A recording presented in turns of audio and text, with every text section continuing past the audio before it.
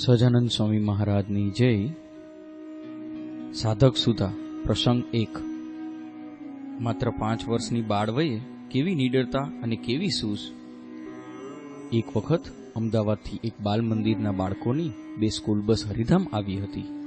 ત્યારે એક ઉમળા બાળકોને સ્વામીજીએ પોતાના બાળપણની વાત કરતા કહ્યું હતું, હું નાનો હતો ત્યારે આણંદની ડીએન હાઈસ્કૂલના બાલ મંદિરમાં પહેલા ધોરણમાં ભણતો હતો।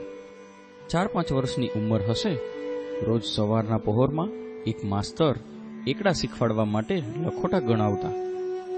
લખોટાની એક જાળી હતી, એના પર રોજ આ કાર્યક્રમ ચાલે।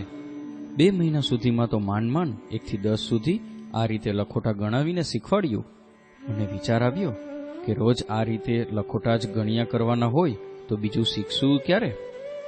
તે એક દિવસે તો એવો કંટાળો આવ્યો કે આખી જાળી ઉચકીને દૂર ખેતરમાં નાખી આવ્યો।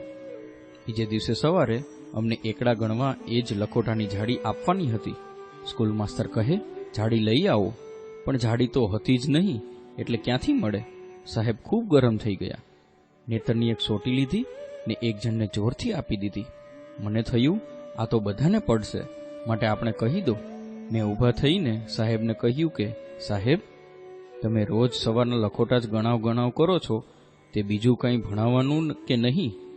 આ સાંભળી સાહેબ મારા પર રાજી થઈ ગયા। મને ધબ્બો મારીને કહે, શાબાશ, તને ભણવાની આટલી બધી વૃત્તિ છે તો પ્રભુ તને ભવિષ્યમાં સરસ બુદ્ધિયોગ આપશે।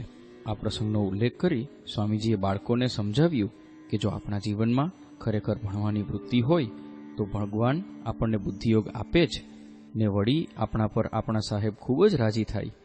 એમ બાળકોને સંબોધ્યા બાદ સ્વામીજી બોલ્યા કે અભ્યાસમાં લેસનનું ખૂબ ધ્યાન રાખવું, અભ્યાસ સારી રીતે કરવાની રુચિ રાખવી, તો ભગવાન આપણને બળ આપે જ। માત્ર 5 વર્ષની બાળ વયે કેવી નિડરતા અને કેવી સૂઝ।